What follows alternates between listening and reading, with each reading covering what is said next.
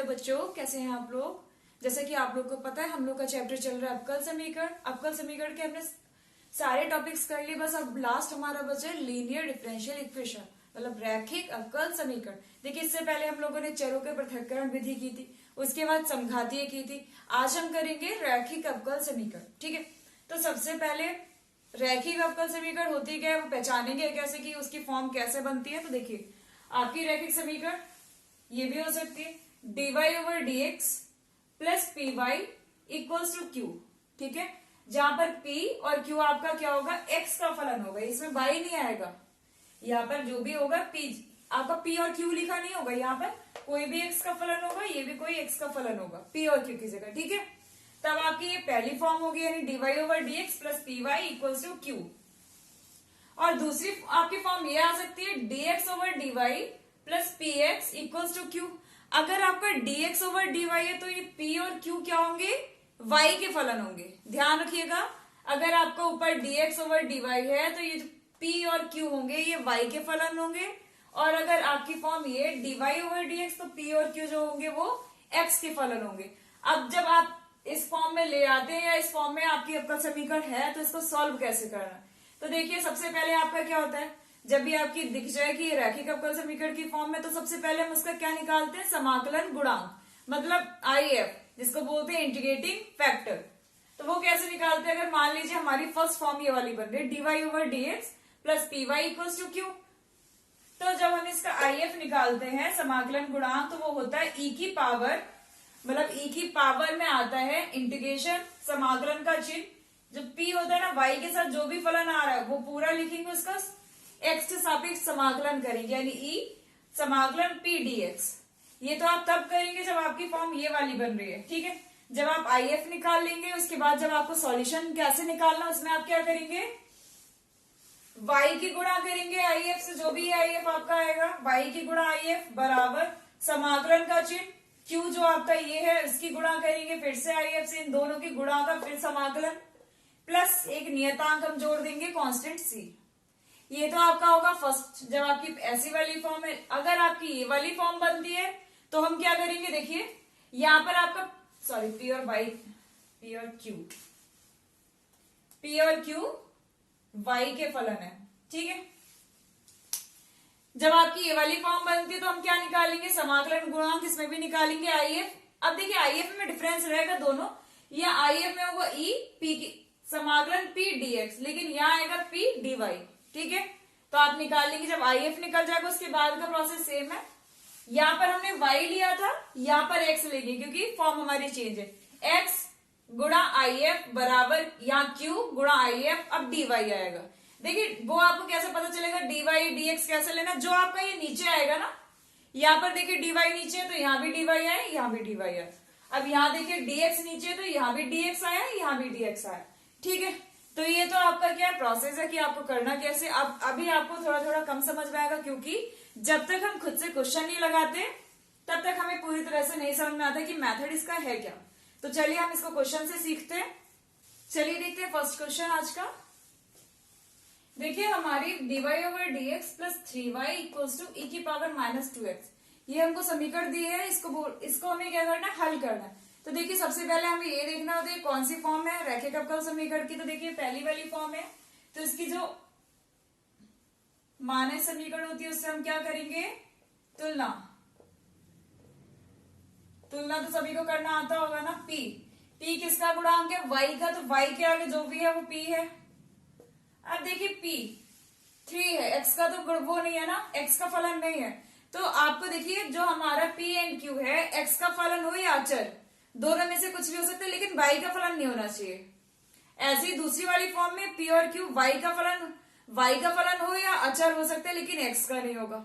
तो समझ रहे हैं, यहाँ पर py मतलब यहाँ पे y के साथ जो भी आएगा वो दोबारा से y का फलन नहीं आएगा, अचर भी आ सकता है या फिर x का फलन होगा। तो हमारे यहाँ p है 3 और q है हमारा कितना, e की पावर माइनस 2x। ठीक है, फर्स्ट स्टेप हमारा क्या होगा, IF निकालेंगे। IF इंटीग्रेटिंग फैक्टर कैसे निकालते हैं, सबसे पहले लिखते हैं e समाकलन p dx। देखिए dx लिखा ना क्योंकि नीचे dx था, तो p की वैल्यू लगाइए। अब वैसे भी dx लगाएंगे क्योंकि हमारा जो p है वो क्या है, x का फलन होता है इसमें। तो देखिए e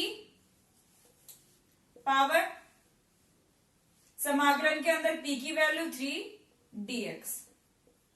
अगर हम समाकलन करेंगे 3 का, तो 3 तो क्या है, अचर है। dx का क्या हो जाएगा, x। ये तो हमारा आ गया क्या, IF आ गया। जब हमारा IF आ जाता है फिर हम क्या करते हैं, अब हम सॉल्यूशन लिखेंगे तो वो क्या होगा, y गुणा IF इक्वल्स टू q गुणा IF फिर से dx प्लस कांस्टेंट हम c ले लेते हैं, ठीक है। y तो ऐसे ही रहेगा। IF कितना है, IF आया हमारा e की power 3x equals to q कितना है, e की पावर -2x और IF हमारा है e की पावर 3x और dx ऐसे ही प्लस c, ठीक है। कुछ नहीं किया, बस IF की वैल्यू लगाई है। अब देखिए ये तो ऐसे ही रहेगा y e की पावर 3x। अब देखिए e की पावर -2x और e की पावर 3x, देखो दोनों साइड e ही है। जब भी हमें किसी की घाते होती है तो हम क्या करते हैं, जोड़ते हैं गुणा में। तो 3x में 2x माइनस करेंगे तो क्या आएगा, e की power x dx plus c। तो हमारा यहां से आ गया y e की power 3x equals to e की पावर x का समाकलन करेंगे क्या होगा, कोई चेंज नहीं होता, वही रहता है। तो देखिए हमें y निकालना है, तो y बराबर क्या आ जाएगा, जो भी e की पावर 3x से गुणा कर दीजिए। तो y बराबर आ जाएगा e की पावर x को भाग करिए e की पावर 3x से प्लस का c बटे e की पावर 3x। हमने e की पावर 3x जब y के गुणा में आ रहा था दूसरी साइड पहुंचा दिए भाग में। तो देखिए y बराबर ऊपर e की पावर x से नीचे e की पावर 3x से भाग हो रही तो घट जाते, x माइनस 3x कितना होगा, e की power -2x plus c e की पावर -3x। ये आ गया आपका हल। जो अवकल समीकरण थी इसका सॉल्यूशन आपका आ गया। चलिए अगला क्वेश्चन देखते हैं। अब देखिए हमें दे रखा है x plus y dy over dx equals to 1। ठीक है, अब जरा इसको देखिएगा, अगर हम इसको खोलेंगे ब्रैकेट ओपन करेंगे तो dy ओवर dx का देखिए आगे आ जाएगा ना x और y गुणा में, और हमारे जो रैखिक अवकल समीकरण है उसमें dy ओवर dx के आगे कुछ नहीं होता ना गुणा में। तो देखिए अगर हम यहां से हम dy ओवर dx निकालेंगे तो 1/x प्लस वाई आएगा, 1/x प्लस 1/y। इससे तो हमारा कोई नहीं बन रहा, तो हम क्या करेंगे, यहां से dy ओवर dx में तो नहीं फॉर्म बन रही है, तो हम क्या करेंगे dx, देखिए dy ओवर dx बराबर है 1/x प्लस वाई। तो यहां से dx ओवर dy कितना आएगा, उल्टा हो जाएगा ना उसका, यानी x प्लस वाई, यही होगा। dy ओवर dx हमारा ये आ रहा था, तो dx ओवर dy क्या आएगा, ये आएगा। अब हमारी फॉर्म ये होती है dx over dy plus px होता है, तो x वाला इधर आएगा माइनस का x इक्वल्स टू y। अब ये हमारी फॉर्म हमने सही से लिख ली इसे। अब इसकी तुलना करेंगे dx over dy plus px equals to q। तो यहां से p बताइए कितना आएगा और q बताइए कितना आएगा। q तो देखिए y आ जाएगा, p देखिए कितना आएगा, x के साथ p आ रहा है, तो यहाँ पे x के साथ देखिए क्या आ रहा है, कुछ नहीं आ रहा। जब कुछ नहीं होता तो 1 होता है गुणांक, यानी 1, आगे चिन्ह माइनस है तो माइनस, ठीक है। अब हम क्या निकालेंगे, सबसे पहले हमारा काम होता है IF e की पावर p। अब देखिए dx लगेगा या dy लगेगा क्योंकि नीचे dy है, तो हमारा आ जाएगा e पावर -1 dy। -1 का करोगे तो क्या आएगा, -1 यानी 1 तो कांस्टेंट है, तो dy का क्या हो जाएगा -y। ये तो आ गया आपका IF, ठीक है। IF आ गया e की पावर -y। और जब IF आ गया तो हम क्या करते हैं, सॉल्यूशन लिखते हैं। क्या होता है, x गुणा IF इक्वल्स टू q गुणा IF, और बताइए dy आएगा ना, क्योंकि देखिए यहां dy आ रहा है, प्लस c कांस्टेंट, x तो ऐसे ही रहेगा, आई एफ की वैल्यू e की पावर माइनस वाई लिख दी, गुणा हो गई दोनों की। अब इधर वैल्यू रख दीजिए, q हमारा कितना था, q बराबर y, तो q की जगह y, आई एफ की जगह e की power minus y dy plus c. अब देखिए दो फलन की गुणा है तो हम क्या करेंगे, खंडशा लगाएंगे, x e की power minus y equals to, देखिए खंडशा में हम e की पावर क्या, हम इसे सेकंड मानेंगे, इसे फर्स्ट, तो फर्स्ट ऐसे ही रहता है, सेकंड का समाकलन यानी e की power minus y d y minus, फिर क्या करते हैं समाकलन, पहले का अवकलन यानी d over d y, y का अवकलन इंटू समाकलन करेंगे किसका, e की power minus y d y, ठीक है।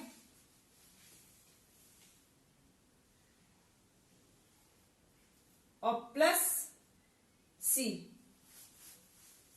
तो देखिए x e की पावर माइनस वाई ऐसे ही रहेगा, इक्वल्स टू y ऐसे ही रहेगा, e की पावर माइनस वाई का अगर हम समाकलन करेंगे क्या होगा, e की पावर माइनस एक्स का होता है माइनस e की पावर माइनस एक्स, तो माइनस हमने आगे लिख दिया e की पावर माइनस वाई। अब देखिए माइनस समाकलन का चिन्ह y का करेंगे तो 1 हो जाएगा, e की पावर माइनस वाई का करेंगे तो क्या हो जाएगा, माइनस माइनस प्लस e की power minus y d y plus का c, ठीक है। अब देखिए ये तो ऐसे ही रहेगा, ये भी ऐसे ही रहेगा। अब देखिए e की पावर माइनस वाई का करेंगे तो क्या हो जाएगा, माइनस e की power minus Y plus c. अब देखिए e की पावर माइनस वाई यहां भी आ रहा है, यहां भी आ रहा है, यहां भी आ रहा है, तो हम सभी को क्या करेंगे, e की पावर माइनस वाई से भाग कर देंगे, तो आगे x बराबर माइनस वाई माइनस 1 प्लस सी बटे e की पावर माइनस वाई, क्योंकि c के नीचे c में था नहीं तो भाग करेंगे तो हो जाएगा। तो देखिए x plus y plus 1 equals to c e की पावर y, ये आपका क्या हो गया, सॉल्यूशन आ गया, इस वाली अवकल समीकरण का ये सॉल्यूशन। तो देखिए ये जो हमें अवकल समीकरण दे रखी थी, हमें नहीं पता था ये लीनियर फॉर्म में है या नहीं, तो हमें पहले देखना होता है, उसको चेक करना होता है लीनियर फॉर्म में है तो कौन सी वाली फॉर्म में, फर्स्ट या सेकंड। तो हमने इसे देखा फर्स्ट फॉर्म में तो है नहीं, क्योंकि यहाँ से डीवाई ओवर डीएक्स क्या आ रहा था, 1 अपॉन एक्स प्लस वाई, तो वो तो फॉर्म बनती नहीं। तो हमने फिर चेक करके देखा डीएक्स ओवर डीवाई क्या आ रहा है, डीएक्स ओवर डीवाई हमारा एक्स प्लस वाई, यानी यहां से हमारी फॉर्म निकल आई, तो फिर हमने इसको सॉल्व कर दिया। चलिए देखते हैं नेक्स्ट क्वेश्चन। देखिए इसमें हमें अवकल समीकरण भी दे रखी है, उसके आगे कंडीशन भी दे रखी है, यानी हमें जो हमारा लास्ट में जो कांस्टेंट ऐड करते हैं उसकी भी वैल्यू हमें फाइंड करनी होगी। तो सबसे पहले हम सॉल्व करते हैं। देखिए इक्वेशन हमारी लिखी हुई है तो हम दोबारा से नहीं लिख रहे, तो पहचानते हमारी कौन सी वाली फॉर्म है। तो देखिए फर्स्ट फॉर्म है dy over dx plus 2y tan x equal sine x, तो हम इसकी तुलना किससे करेंगे, dy over dx plus py equals to q। तो देखिए p क्या आ जाएगा आपका, y को छोड़ के जो भी होता है वो सारा क्या होता है, p होता है, या y के साथ जो p आ रहा है तो यहाँ y के साथ जितना भी कुछ है वो सारा क्या है, p, और q हो गया हमारा साइन x, ठीक है। सबसे पहले हम क्या निकालेंगे, आई एफ, तो आई एफ क्या हो जाएगा, ई पी डी एक्स, तो आई एफ हमारा आ गया ई, पी क्या है हमारा, पी है हमारा 2 tan x। देखिए 2 तो हमारा कांस्टेंट है ऐसे ही रहेगा, और tan x का किसे याद है क्या होता है, tan x का डायरेक्ट समाकलन होता है log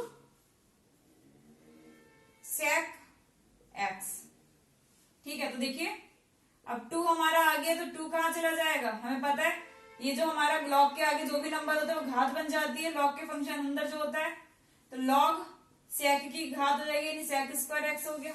देखिए कभी भी e की पावर में log हो ना तो log और e एक दूसरे को क्या कर देते, कैंसिल कर देते, तो log e को खत्म कर देगा तो हमारा केवल आया sec स्क्वायर x, तो ये आ गया हमारा आई एफ, ठीक है।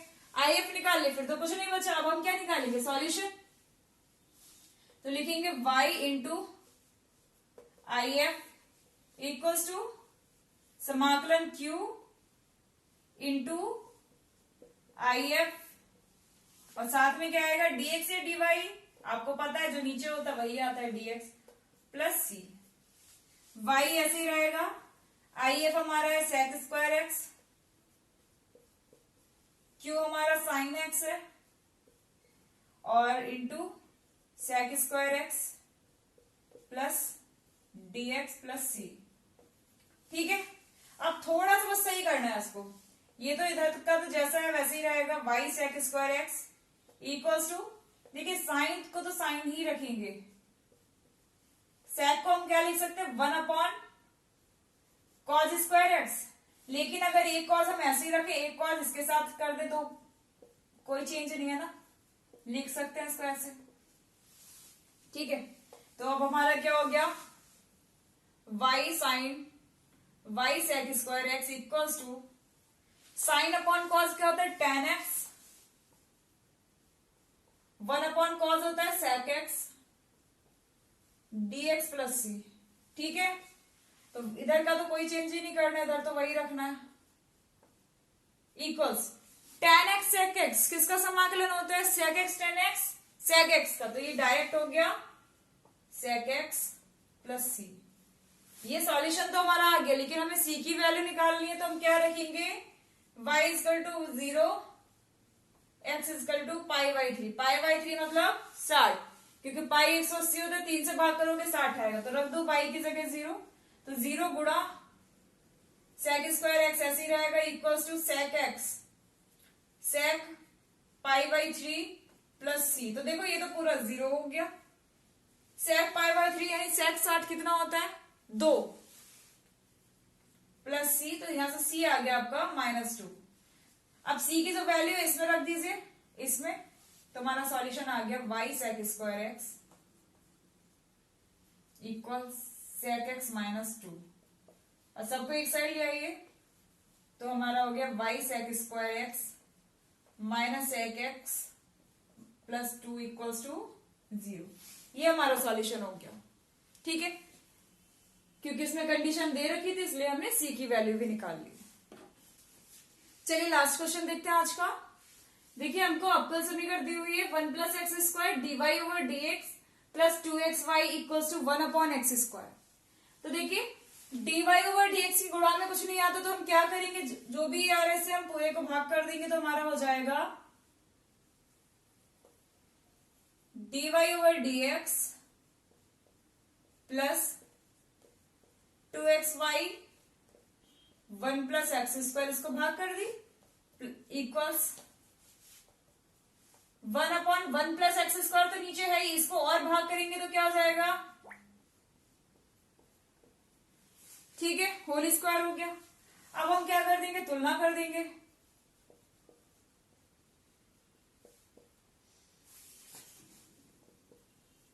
तो देखिए t हमारा क्या हो जाएगा, अब इसमें y को हटा दीजिए, बाकी जो भी कुछ बचा वो सारा क्या है t, यानी y को y को हमने इरेज कर दिए, जितना बचा वो हमारा सारा क्या हो गया p, यानी 2x upon 1 plus x square, और q तो हमारा है ही दूसरी साइड का पूरा 1 upon 1 plus x square to the whole square. ठीक है, अब देखिए हमारा p और q हो गया। अब हम क्या करेंगे, एक ही काम, आई एफ ई की पावर p dx, देखिए e की पावर p की जगह हम लगा देंगे 2x upon 1 plus x square dx।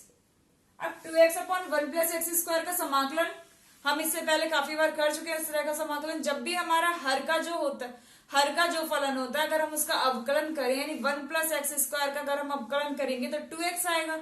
तो देखिए अंश में भी 2x आ रहे हैं, तो हमारा इसका डायरेक्ट हो जाता है ना लॉग, यानी इसका डायरेक्ट हो जाएगा लॉग 1 प्लस एक्स स्क्वायर।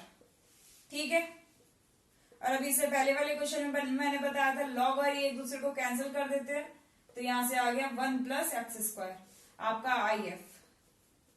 अब जब आई एफ आ गया तो सॉल्यूशन भी निकाल दीजिए पूरा, तो हमारा क्या आएगा सॉल्यूशन में y into I F equals to समाकलन q इंटू आई एफ